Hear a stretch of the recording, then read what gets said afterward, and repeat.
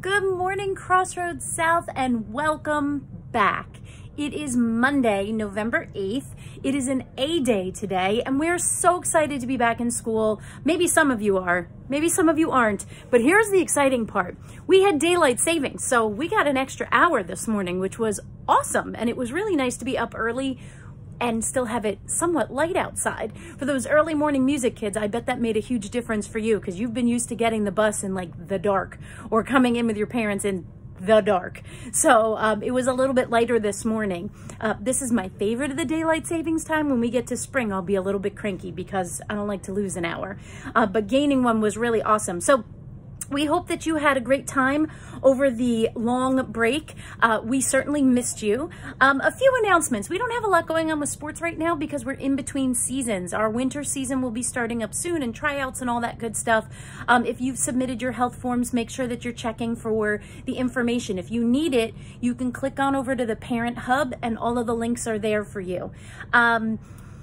I do want to talk a little, though, about safety online and your own personal safety. You know, since remote school, we've gotten away from talking about the dangers that can happen out there in the internet, things that can be super dangerous, and when you need to alert an adult. You shouldn't be chatting with anybody that you don't know. They are not your friends. They might say friend or I don't know, connected with somebody, but if you don't know who they are, they're not your friends. Friends are in real life, not in cyberspace. So you definitely want to be careful because you don't know who people could be. If you're concerned, please reach out to your parents or any adult, even here in school. But you really have to be thoughtful as to who you're, quote, friending out there on the internet because it could be more dangerous than you think. Also reminders, you have to be careful what you say. You leave a digital footprint. So anything that you put out there, even on Snapchat when you think it disappears, I hate to break it to you all, but it doesn't disappear. We can still somehow access it, whether it's through the police or calling Snapchat themselves and having them give that information, other sites, video game sites and things like that.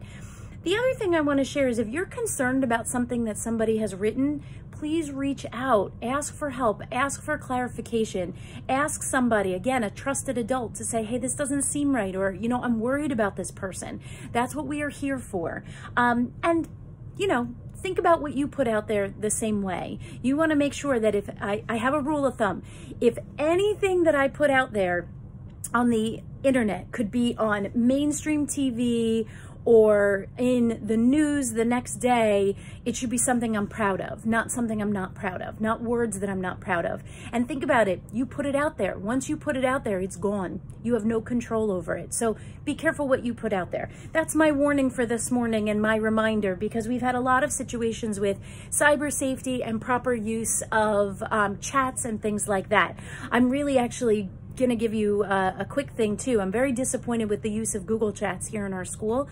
So that might be a feature that we no longer have because it's not been used appropriately. All right, so on that note, moving along, I did want to talk, today is Monday, so I'm going to talk a little bit about a mistake. Those of you who are getting into baking, I know that Diwali was over the weekend and you probably had lots of sweets, but into baking, I started thinking about how chocolate chip cookies were invented and like, how did that happen? It was actually a big mistake. Just so you know, the chocolate chip cookie didn't come into being until around 1930. So George Washington never had a chocolate chip cookie. Mark Twain never had a chocolate chip cookie.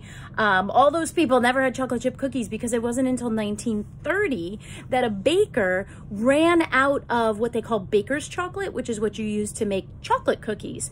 And she had a bar of semi-sweet chocolate, and instead what she ended up doing was breaking that into bits and putting it in the cookie thinking that it would melt and it would make a chocolate cookie.